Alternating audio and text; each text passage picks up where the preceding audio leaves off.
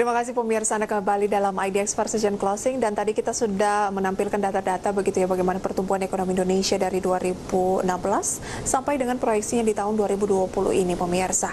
Dan pemerintah ini baru-baru kembali merevisi target pertumbuhan ekonomi Indonesia di tahun 2020. Dan untuk membahasnya kami sudah tersambung ini bersama dengan Pak Hermanto Siregar selaku Rektor Perbanas Institut sekaligus Guru Besar Ekonomi ITB. Halo Pak Hermanto, apa kabar Pak?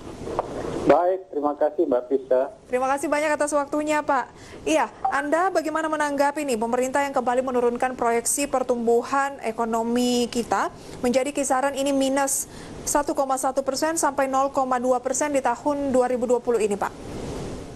Itu adalah sinyal bahwa resesi ataupun pandemi ini mengakibatkan penurunan atau kontraksi pertumbuhan ekonomi yang cukup parah melihat apa yang sudah dialami negara-negara lain.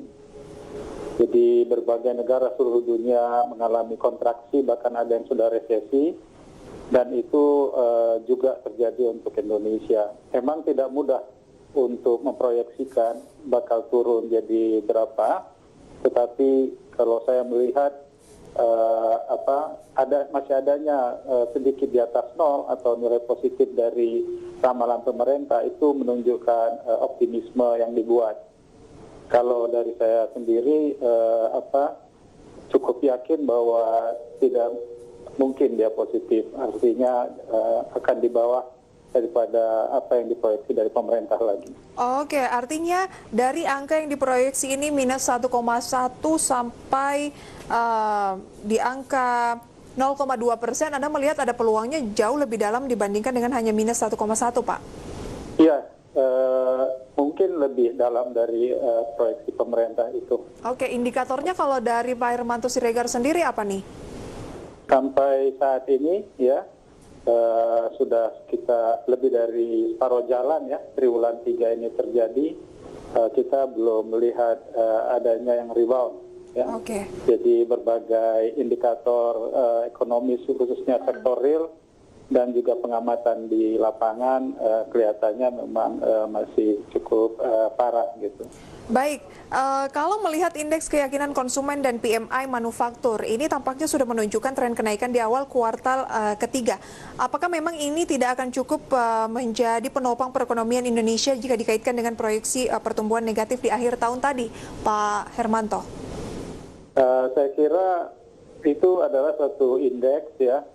Mungkin saja memang ada sinyal yang cukup bagus, tetapi di sektor real apa yang terjadi sebetulnya saya kira belum mengembirakan dibandingkan dengan angka indeks itu. Jadi poinnya adalah supaya pemerintah lebih antisipatif, kerja lebih keras lagi ya, mengupayakan supaya katakanlah berbagai target yang sudah dicanangkan itu dari sekarang dikejar. Okay. Karena everyday counts ya, setiap hari itu sangat mempengaruhi. Oke, Pak Hermanto, tadi kami punya data juga yang sudah ditampilkan mengenai pertumbuhan ekonomi sejumlah negara yang terkena resesi. Karena kan banyak yang sering mengcompare begitu ya. Negara maju saja seperti Amerika Serikat turunnya 9,5 minus ya di kuartal kedua 2020 ini. Kemudian Italia minus 17,3, Singapura minus 12,6. Bahkan Jepang juga minus 1,7. Sebenarnya bisa di-compare tidak? Karena kalau kita lihat kan ini merupakan negara-negara yang sudah cukup maju begitu ya dibandingkan dengan Indonesia yang mungkin orang meng-compare-nya begini. Kan kita proyeksinya turunnya hanya minus 1,1, sebenarnya cukup jauh nih dengan pertumbuhan ekonomi yang terjadi di sejumlah negara seperti Amerika dan yang lainnya tadi Pak. Apple to apple nggak kalau misalkan kita mengambil perbandingan seperti itu? Ya, jadi sebetulnya dengan adanya globalisasi ya, bahwa semua negara di dunia ini saling terhubung, ada interlinkages yang cukup kuat ya dari berbagai channels ya, channel perdagangan, channel investasi, channel pasar modal dan sebagainya. Apa yang terjadi di satu pojok dunia, katakanlah di Amerika, di Italia ya, itu akan cepat sekali merembet ke negara-negara lain termasuk Indonesia. Memang tidak langsung 100% apple to apple, tetapi tren global yang terjadi itu mau tidak mau akan mempengaruhi kita. Sebab kita itu bisa dipandang sebagai small open economy. Ekonomi kita itu terbuka, tetapi magnitude atau besaran negara kita tidak besar alias kecil ya, sehingga global tren yang ada itu juga akan mempengaruhi kita. Itulah sebabnya tadi saya katakan masih adanya unsur positif 0, sekian itu, ataupun yang paling dalamnya minus 1,1% itu agak over optimis sebetulnya. Oh, agak over optimis, artinya akan sebenarnya angkanya lebih, mungkin nggak sampai minus 3% mungkin? Ya, sekitar minus 2, minus 3%, dan itu pun apabila berbagai upaya yang sudah dicanangkan itu dijalankan secara efektif dan cepat.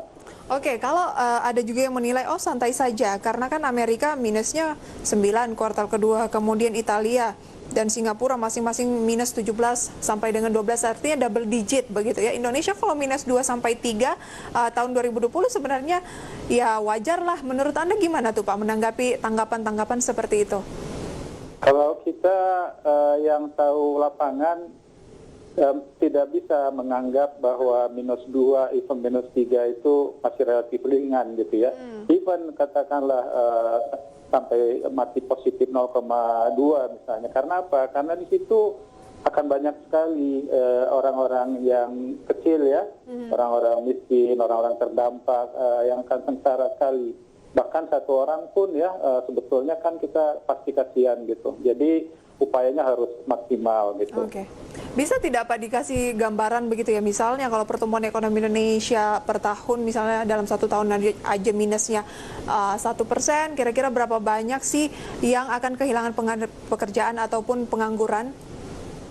Kalau katakanlah dari tahun lalu kita sekitar 5% ya, kemudian tahun 2020 ini menjadi minus 1% misalnya ya, atau katakanlah proyeksi saya tadi minus 3%. Itu jatuhnya itu kan sekitar 8%. Ya, dengan 8% itu bisa sekitar 3% pengangguran itu naik. Jadi 3% dari 120 juta, yaitu sekitar 4 jutaan orang akan menganggur, 4 sampai 5 juta. Oke, jangan lihat persennya 3%, tapi lihat angka orang-orang yang kemudian akan menganggur. Ya, ada sekitar 4 juta sampai ya? 5 juta, 4 sampai 5 juta, Mbak. Luar biasa. Baik, jadi singkat saja Pak Hermanto, apa masukan buat pemerintah, apa yang harus dilakukan mengingat waktu yang tersisa untuk menggenjot bagaimana pertumbuhan ekonomi kita ini tidak jatuh cukup dalam? Berbagai rencana atau skenario yang sudah diterapkan oleh pemerintah itu agar dilaksanakan secara cepat gitu ya, terutama adalah belanja pemerintah. Belanja pemerintah baik bantuan tunai langsung kepada yang terdampak, khususnya keluarga-keluarga miskin, termasuk petani gitu ya, maupun usaha mikro, kecil, dan menengah, itu harus cepat dilakukan sambil memperbaiki fundamental ekonomi, katakanlah supaya 2021 ya bisa bergerak agak lebih cepat lagi.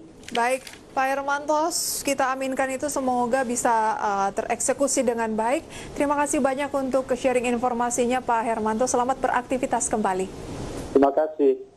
Iya, demikian perbincangan saya pemirsa bersama dengan Rektor Perbanas Institut dan juga Guru Besar Ekonomi ITB, Bapak Hermanto Siregar, mengenai proyeksi pertumbuhan ekonomi di tahun 2020 yang kembali direvisi oleh pemerintah. Kami akan kembali dengan informasi menarik lainnya dari dalam negeri usai jeda pariwara berikut.